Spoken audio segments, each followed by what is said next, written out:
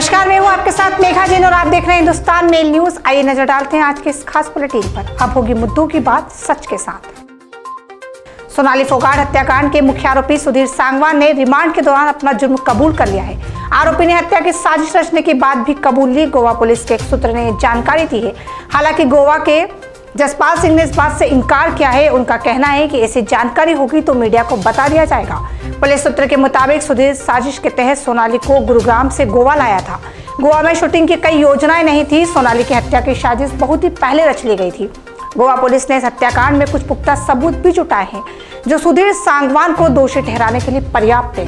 तो वहीं गोवा के प्रमोद सावंत ने जल्द से जल्द चार्जशीट दायर करने के भी निर्देश दिए हैं।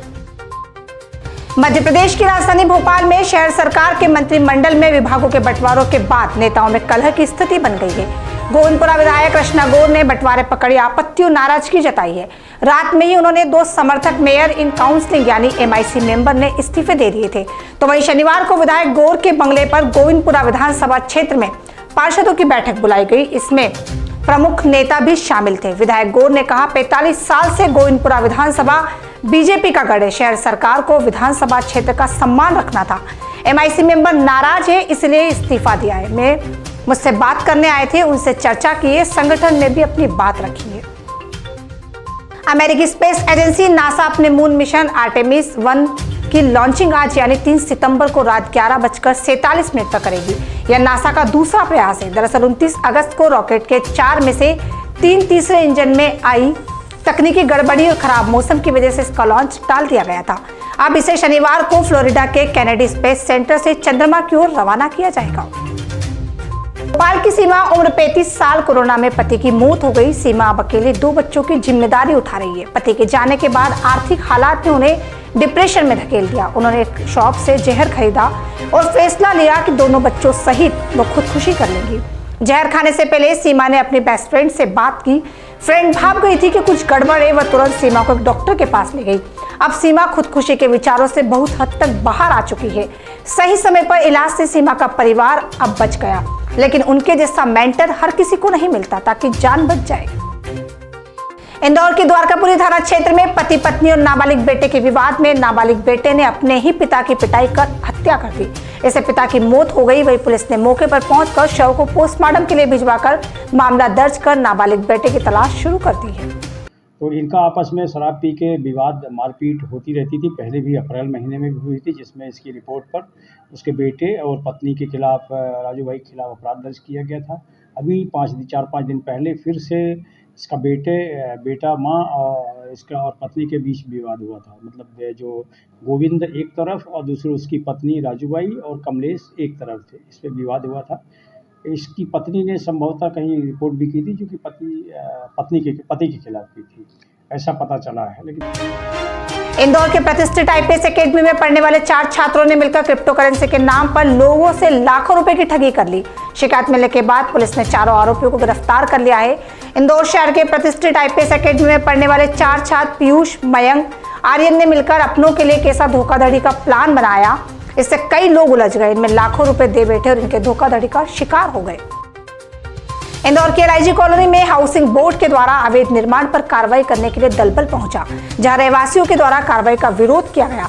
तो वहीं विधायक महेंद्र हाडिया पहुंचे और उनके द्वारा दी गई समझाइश। इसके बाद कार्रवाई की गई। Housing board deputy commissioner Yashwant गोरे ने जानकारी देते हुए बताया कि LIG कॉलोनी के लक्ष्मीचंद जैन और यूसुफ अली MOS को लेकर उनके अवैध निर्माण पर उच्चतम न्यायालय की कार्रवाई के आदेश दिए। तो उन्होंने न्यायालय में दूसरे अवैध निर्माणों पर भी कार्रवाई करने की बात कही, जहां उच्चतम न्यायालय के आदेश के बाद हाउसिंग बोर्ड दलबल के साथ गुरुद्वारे के समीप करीब 100 से अधिक दुकानों पर भवनों पर रिमूवल कार्रवाई करने पहुंचा, जहां के रहवासियों का रिमूवल का विरोध करते हुए उन्होंने जमकर नारेबाजी की। देखिए, ये जो दुकानें बनी हैं ये सब MOS में बनी है, मतलब खुले स्थान पर बनी है, जो इस बिल्डिंग के लिए छोड़ा गया था। तो जो मध्य प्रदेश प्रकोष्ठ भवन अधिनियम 1976 के प्रावधानों के विपरीत बनी है। ये बात अलग है कि इन खुले स्थान की भूमि का आवंटन हाउसिंग बोर्ड के द्वारा कर दिया गया था और नगर निगम से भी इन लोगों का कहना है कि इन्होंने स्वीकृति दी है। लेकिन माननीय उच्चतम न्यायालय ने इस तरह के आवंटन और स्वीकृतियों जो कि प्रकोष्ठ भवन अधिनियम 1976 के नियमों के विपरीत थी, उसे निरस्त कर दिया है। उन्होंने कहा कि ये सब निरस्त किया जाता है और इसलिए ये आज जो भी कार्रवाई की जा रही है माननीय उच्चतम न्यायालय के आदेश दिनांक 31 जनवरी 2020 के पालन में की जा रही है। आज हमने 10 दुकानें तोड़ी हैं। दुकान संचालक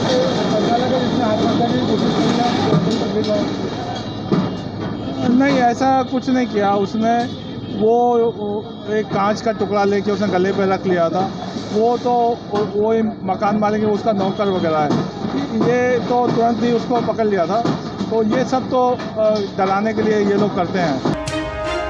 बीआरटीएस से दोनों ओर 100 मीटर की दूरी तक के व्यावसायिक प्रतिष्ठान 24 घंटे खुले रहेंगे। प्रारंभिक तौर पर लिया गया है यह निर्णय।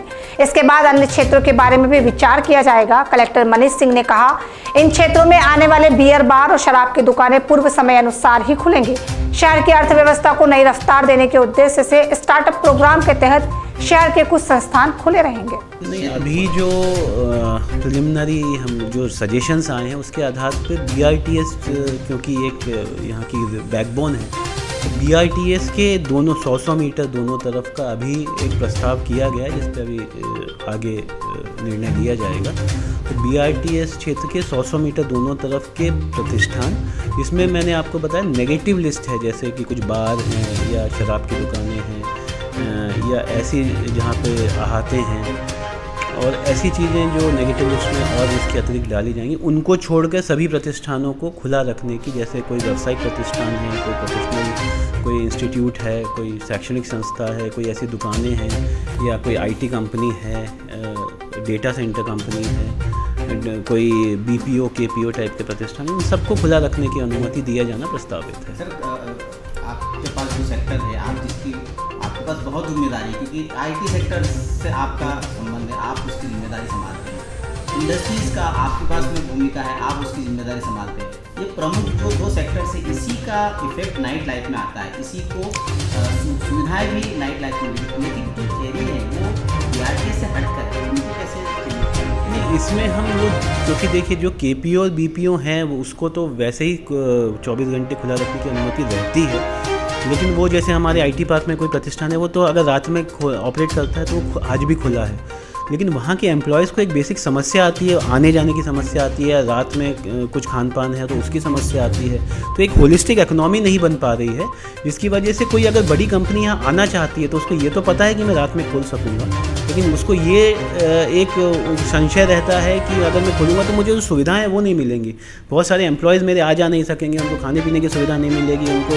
तो एक ये बेसिक कंसर्न को लेकर हमने ये स्टार्ट किया है कि उस तरह की कंपनीज़ को एक होलिस्टिक एक यहाँ पे एनवायरनमेंट मिले अपने यहाँ पे इस्टेब्लिश होने का। साथ ही साथ इनके अलावा जितने भी और सर्विसेज हैं जो आईटी से रिलेटेड नहीं हैं, उन लोगों को भी हम एक बूस्ट देना चाहते हैं ताकि शहर की इकोनॉमी को ओवरऑल एक बूस्ट मिले। सर, एक साहब बहुत अहम सवाल है सुरक्षा को लेकर। नाइट लाइफ चलेगी तो सुरक्षा बहुत बड़ा इशू है। देखिए, लेकर आज कमिश्नर साहब भी बैठे हुए, क्या उन्होंने किस तरह के? देखिए कि इसीलिए एक ये ट्रायल बेसिस पे ही शुरू किया जा रहा है। उसमें एक चिन्हांकित एक अभी क्षेत्र लिया गया है और उसमें जितने भी सिक्योरिटी कंसर्न्स हैं इसको लेके भी ये बोला गया है कि जो संबंधित जगह पे किस तरह के प्रोटोकॉल्स पालन करेंगे। तो फिलहाल खबरों में इतना ही। देखते रहिए हिंदुस्तान मेल न्यूज़। चैनल को सब्सक्राइब करना, लाइक करना और शेयर करना बिल्कुल ना भूलें।